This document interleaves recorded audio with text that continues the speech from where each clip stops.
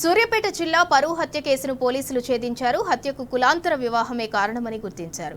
ఈ కేసులో ఒక మహిళ సహా మొత్తం 6 నిందితులను అరెస్ట్ చేశారు. నిందితులు పథకం ప్రకారమే ఈ నెల 26న వడ్లకొండ కృష్ణను నిర్మానుష్య ప్రదేశానికి తీసుకెళ్లారు. అనంతరం కృష్ణను బండరాలతో కొట్టి హత్యకు పాల్పడ్డారు.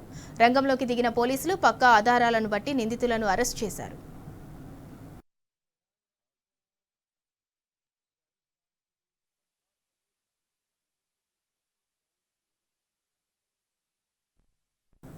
అది 26 జనవరి నాడు సాయంత్రం అండ్ లేట్ నైట్ ఆ టైంలలో ఇది క్రైమ్ రిపోర్ట్ అయింది. సో బేసికలీ దీంట్లో ఏమైంది, డిసీజ్డ్ ఎవరైతే ఉన్నారో డిసీజ్ కి ఒక అమ్మాయి తోటి లవ్ మ్యారేజ్ అయింది. అది ఇంటర్ కాస్ట్ మ్యారేజ్ అది.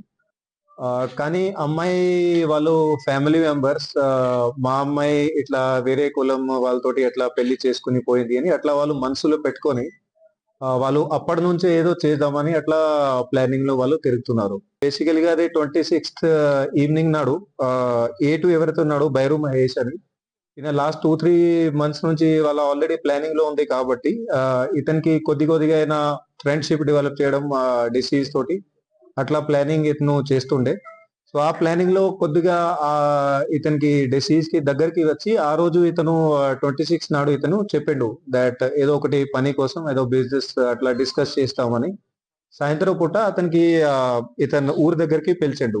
ముగ్గురు కూడా ఇతను స్కూటీ ఎప్పుడైతే ఎక్కాడు డిసీజ్ అతని మీద దాడికి దిగారు ముగ్గురు కూడా. సో అతన్ని అక్కడే స్పాట్ లోనే వాళ్ళు చంపడం జరిగింది. ఏం ఆయుధాలు ఏం వెపన్ అక్కడ ఏం వాడలే వాళ్ళు.